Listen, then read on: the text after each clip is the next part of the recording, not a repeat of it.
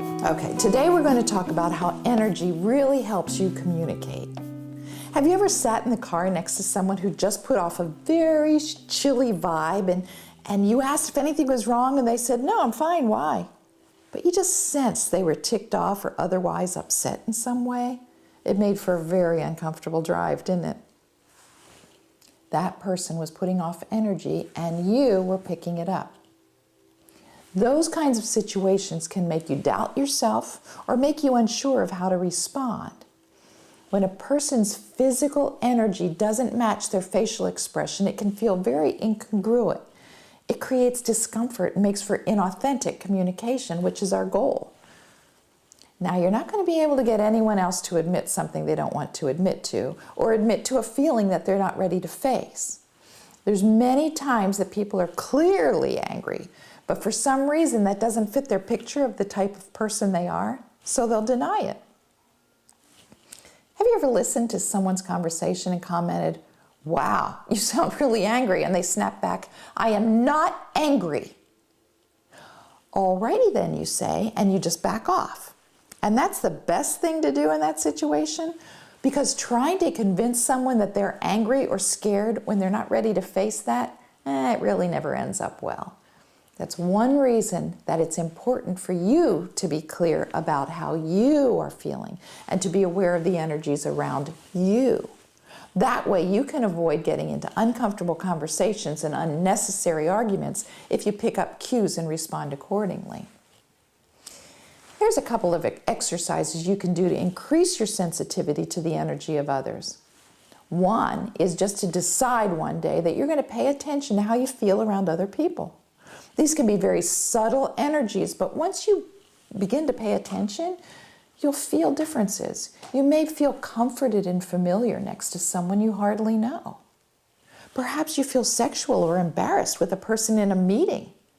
Perhaps you feel sad or angry or irritated. You might just want to check with yourself and see if those are your feelings, and if they're not, perhaps you're picking up energy from the other person that you're with. Do you feel intimidated? Do you feel welcome? Do you feel insecure? Do you feel blocked? When you begin to recognize that everyone has an energy they're putting off, and you can feel it or read it, you'll understand that you too have an energy that you're putting off. The neat thing is you can control it when you become aware of it. When you're connected to your true self and feel very clear about who you are, when you begin to practice being aware of your own feelings and owning how you really feel and knowing that you can change it, your ability to be conscious about the energy you put out will strengthen. We do that, as I mentioned before, through regular meditative practices. When I'm clear about who I am and that I'm connected to something bigger than myself, I can sense that I have a higher purpose than just getting caught up in the minutia of everyday living. I can feel angry, but I don't have to wallow in it. I can feel it and let it go, or tell someone about it and release it. If I feel hurt or offended, I can recognize it for what it is, and then I can let it roll over me and I can move on. When I let a feeling or an emotion or an energy overtake me or overwhelm me, then I'm letting something outside of myself decide how I'm going to feel. Unless we can discern that what the feeling, emotion, or energy is all about, we can't decide what to do with it. If I'm connected to my Creator and I know my identity is whole, perfect, and complete, if I am clear that I am love, joy, peace, creativity, and wisdom, then any negative energy cannot overwhelm me. Whether it's a temporary hurt that I feel and recognize and walk through, or whether it's an unspoken angry energy from another person. Either way, what I am made up of is good energy, and I can consciously project that into the situation. I can choose to send out thoughts, which are energy, by the way, that are loving, forgiving, accepting. I can speak words which are also energy, which are uplifting and encouraging. Thoughts and words are infused with energy. You know how people say that fear is contagious? Well, it is. But so is peace and love and joy. So is gentleness and understanding. And those positive emotions are energies. They're a higher level than the negative energies, which are darker and heavier. It's like how one little match can chase away the darkness away from a room. So can one little encouraging word chase the fear away from a troubled heart. I recently had someone tell me that when they were near another person, they felt nauseous, very uncomfortable. So rather than react to that feeling and go, ooh, yuck, and move away, the wise thing to do is to pay attention to that energy and be aware that there's something that your spirit is picking up. You might just want to gently put up some boundaries until you can figure out what's going on. My guess is that person was picking up the pain in someone else, and it resonated with their personal pain, and it became a toxic mix.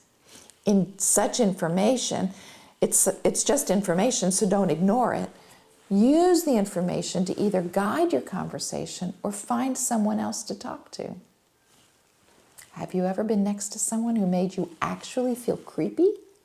Or have the hair on the back of your neck stand up? Pay attention and act accordingly. Have you ever started talking to someone and you felt so connected that you've known each other forever? Did you ever get that old chill block from your spouse or your boss? They're non-verbally saying, I'm not going to go there, I'm done talking about this, and they throw it out there like it's an actual block. You can feel it, right? A fun exercise to do is to put you and a colleague at opposite ends of a room and slowly start walking toward him or her.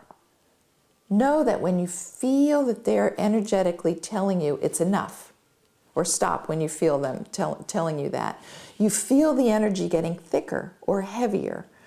It's a way to learn your safe space and begin to feel energy. Some people will be able to get quite close, others not so much. We have a certain amount of personal space that feels comfortable around us. The point is, we're always sending signals with our energy. And any person who wants to be a clear communicator will pay attention and learn to become sensitive to the nonverbal cues. This is a big one.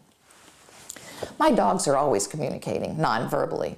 Of course, one's a little more verbal than the other, and the verbal one can be inside resting, and all of a sudden will come to me and start whining.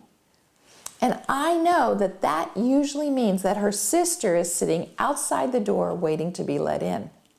I don't know how she knows, but she does. Animals are very good at picking up energies. They know if you're afraid, friendly, unsafe, and they'll respond accordingly.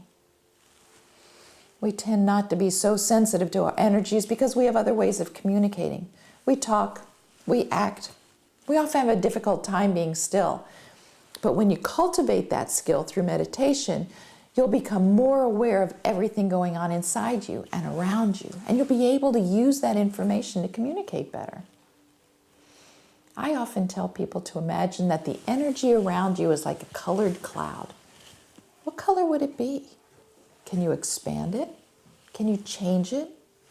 Yes, you can with practice. You can purposely put out good energies, and people will be drawn to you. Who isn't attracted to joy and love and peace and wisdom? It just takes